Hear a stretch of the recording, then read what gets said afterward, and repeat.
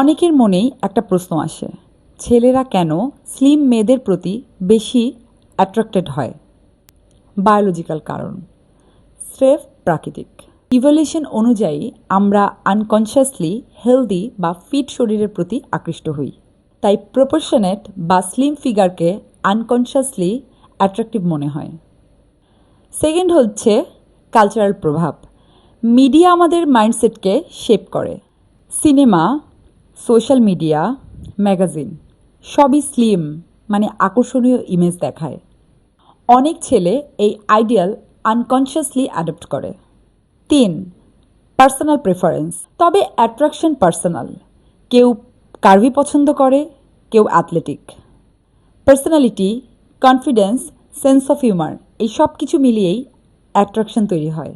তাই মনে রেখো, শুধু শারীরিক ফিগার নয়, নিজের কনফিডেন্স আর অ্যাটিটিউডই লং টার্ম আকর্ষণীয়।